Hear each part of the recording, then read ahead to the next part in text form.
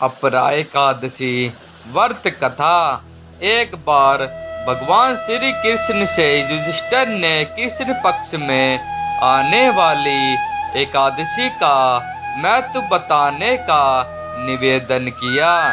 तब उन्होंने कहा कि इस एकादशी को अपला एकादशी कहते हैं और इससे ब्रह्म हत्या, प्रेत योनि आदि से मुक्ति मिल जाती है।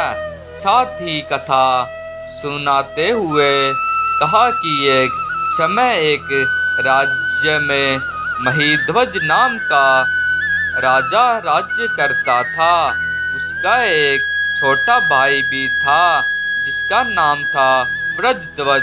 वह बेहद अधर्मी और पापी था। वह अन्याय के मार्ग पर चलने वाला और अपने भाई महिध्वज से द्वेष करने वाला था। एक बार उसने अपने भाई के खिलाफ षड्यंत्र रचा और उसकी हत्या कर दी।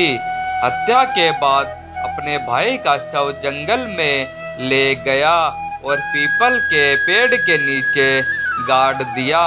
चूंकि राजा महिध्वज की अकाल मृत्यु हुई थी, इसके कारण उन्हें प्रेत योनि में जाना पड़ा और वह प्रेत आत्मा बनकर पीपल के पेड़ पर ही रहने लगे। प्रेत आत्मा बनने के बाद राजा वहां पर उत्पात मचाने लगा।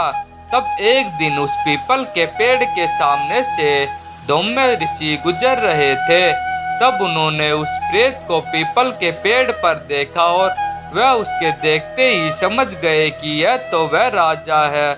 तब उन्होंने प्रसन्न होकर उस प्रेत को पेड़ से नीचे उतारा और उसे परलोक विद्या के बारे में बताया। उन्होंने उस प्रेत आत्मा राजा को प्रेत योनि से मुक्ति दिलाने के लिए खुद एकादशी का व्रत रखा और भगवान विष्णु की पूजा अर्चना की। उन्होंने भगवान विष्णु की विधि विधान से पूजा करके यह मांगा कि उस प्रेत आत्मा राजा को प्रेम योनि से मुक्ति मिल जाए। भगवान विष्णु धौम्य ऋषि की पूजा से प्रसन्न हुए और प्रेत आत्मा राजा को प्रेत योनि से मुक्ति मिल गई। उसके बाद राजा ने दिव्य शरीर धारण कर धौम्य ऋषि को प्रणाम किया और पुष्प विमान में बैठकर स्वर्ग में चला गया। मैं आशा करता हूँ कि हमारे द्वारा दी गई जानकारी आप सभी को बहुत पसंद आई होगी। हमारे इस पोस्ट को अपने फेसबुक, व्हाट्सएप, इंस्टाग्राम पर जरूर शेयर करें। हमारे ब्लॉग को like, share, comment and subscribe जरूर करें ताकि हमारे लेटेस्ट पोस्ट और नोटिफिकेशन प्राप्त हो सके।